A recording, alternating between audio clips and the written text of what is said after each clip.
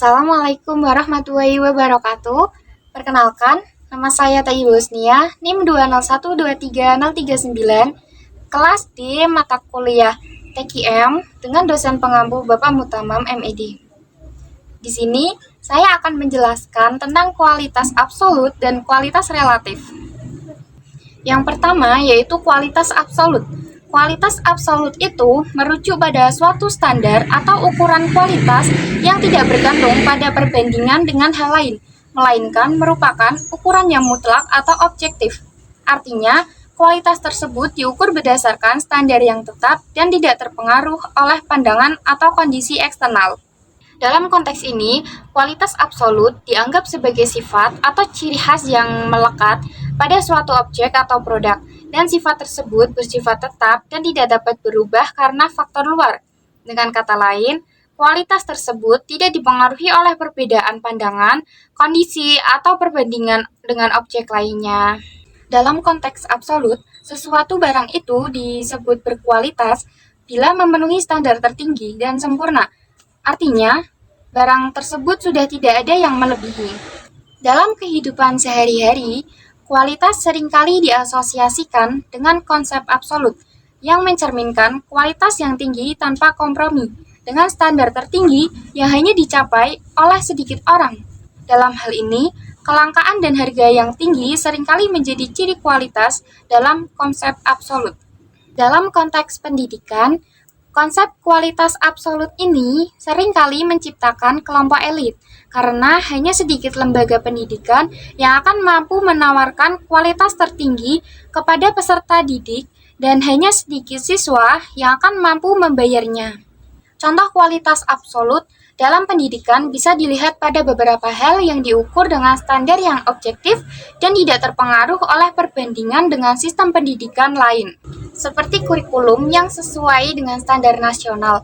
Dalam hal ini, kualitas absolut dapat dilihat dari seberapa baik kurikulum tersebut memenuhi standar kompetensi yang diharapkan untuk tiap tingkat pendidikan, seperti penggunaan keterampilan dasar, kayak membaca, menulis, dan menghitung pada tingkat pendidikan dasar yang dianggap standar pendidikan yang diperlukan bagi semua siswa.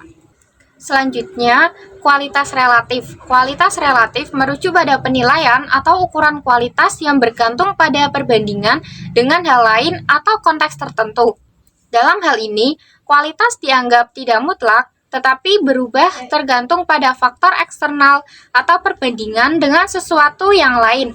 Artinya, suatu produk, layanan, atau sistem bisa dianggap berkualitas, baik atau buruk, tergantung pada standar atau situasi tertentu.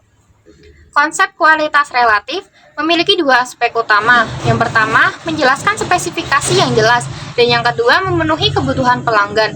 Mutu diinterpretasikan sebagai suatu prosedur dalam suatu sistem yang memberikan jaminan mutu sistem tersebut, sehingga mampu memberikan pelayanan dan hasil yang memenuhi standar tertentu.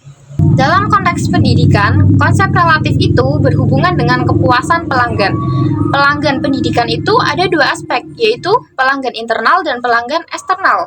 Yang pertama, pelanggan internal, seperti kepala sekolah, guru, dan karyawan. Sekolah itu mendapatkan manfaat, baik secara fisik maupun mental. Nah, secara fisik itu mereka mendapatkan imbalan berupa uang atau tunjangan. Sedangkan secara mental, mereka diberikan kesempatan untuk terus belajar, meningkatkan keterampilan, dan mengembangkan bakat serta kreativitas mereka.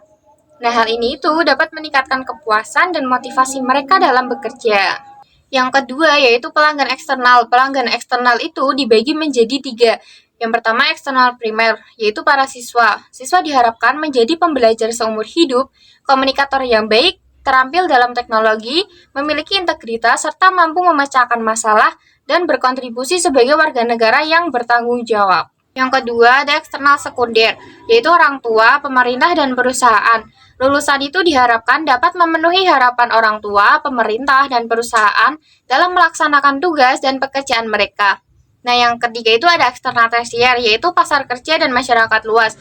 Nah, para lulusan itu memiliki kompetensi dalam dunia kerja dan pengembangan masyarakat, sehingga mempengaruhi pada pertumbuhan ekonomi, kesejahteraan rakyat, dan keadilan sosial. Baik, sekian yang dapat saya sampaikan. Kurang lebihnya mohon maaf. Wassalamualaikum warahmatullahi wabarakatuh.